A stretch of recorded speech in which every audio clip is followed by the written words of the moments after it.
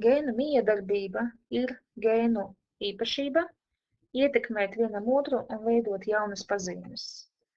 Ir dažādi gēnu miedarbības veidi, tos visus var iedalīt divās lielās grupās.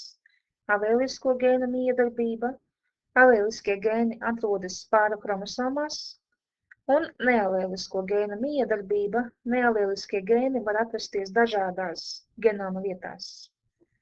Šajā video piemērs par pleiotropiju, kad viens gēns vienlaicīgi ietekmē vairāku pazīmju attīstību. Tātad pleiotropija ir viena gēna izpausme, kas ietekmē vairākas organismu pazīmes. Piemēram, cilvēkiem ir slimība fenilketonūrija. Šīs slimības gadījumā viens gēns maina aminoskābes fenilalanīna vielmaiņu. Rezultātā cilvēks attīstās ar fiziskās attīstības traucējumiem, garīgās attīstības traucējumiem, un viņam ir arī ļoti maz pigmentu. Ja šāds cilvēks kopš dzimšanas saņem uzturu bez fenilalanīna, tad tādā gadījumā viņa attīstība notiek normāli. Otrs piemērs - ļoti bieži kaķi, kuriem ir balts apmetojums un gaiši zilas acis, ir kūrli. Tātad viens gēns ietekmē vairākas pazīmes. Vēl viens variants. Lapsām dominējošais gēns, ko apzīmē ar diviem burtiem PT, nosaka platīna apmetojuma krāsu, tā kā šai skaistajai lapsiņai. Bet recesīvais gēns, ko apzīmē ar mazo PT, nosaka, ka tam ir sudrabains apmetojuma krāsojums.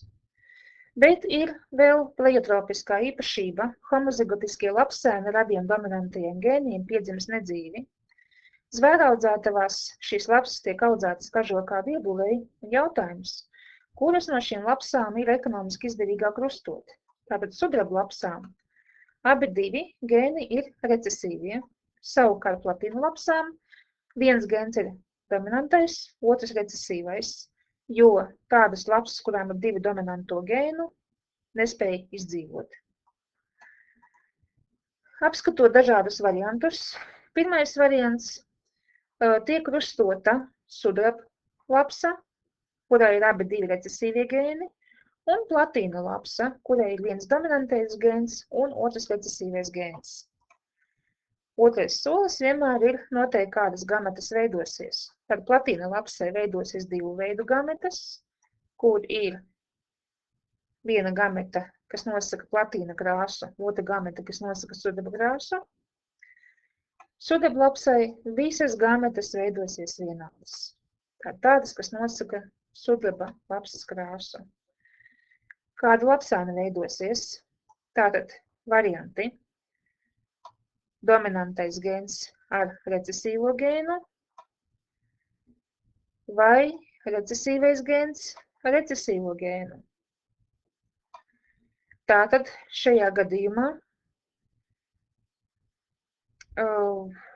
jāapskata visus iespējamos variantus, tātad recesīvais ar recesīvo un recesīvais ar otru recesīvo. Attiecībā 3:1 viens lapsēns būs šajā skaistajā platīna krāsā un 3 lapsēni būs sudraba krāsā, bet visi lapsēni piedzims dzīvi. Ekonomiski izdevīgāk būtu, ja visas lapsas būtu platīna, jo tās var dārgāk pārdot, bet no otras puses ir svarīgi, lai visi lapsēni, kuri rodās, piedzims dzīvot spējīgi un izaug. Un tātad šajā gadījumā uz vienu platīnu lapsu būs 3 sudraba lapsas. Otrs variants. Tiek rustotas divas platīnu lapsas. Šajā gadījumā veidosies gametas abām divām lapsām, gan ar dominanto gēnu, gan ar recesīvo gēnu. Kādi pēcnācēji veidosies? Tātad vai nu dominantais gēns satiekās ar dominanto, vai nu dominantais ar recesīvo, vai nu mātītes dominantais ar tēviņa recesīvo, vai abi divi recesīvie. Šajā gadījumā ceturtā daļa lapsēnu piedzims nedzīvi, un no atlikušajiem lapsēniem 2 lapsēni būs platīna krāsā un 1 sudaba krāsā. Trešais variants. Tiek krustotas 2 parastas sudablapses. Šādā gadījumā veidojas dzimuma šūnas, visas vienādas, gan tēviņam, gan mātītei, un mazuļi var veidoties tikai tādi paši kā pieaugušie. Tātad šajā gadījumā pilnīgi visi lapsēni 100% būs sudaba krāsā. Nu, tātad jūsu uzdevums ir izdomāt, kas ir izdevīgāk. Vai tas, ka piedzimst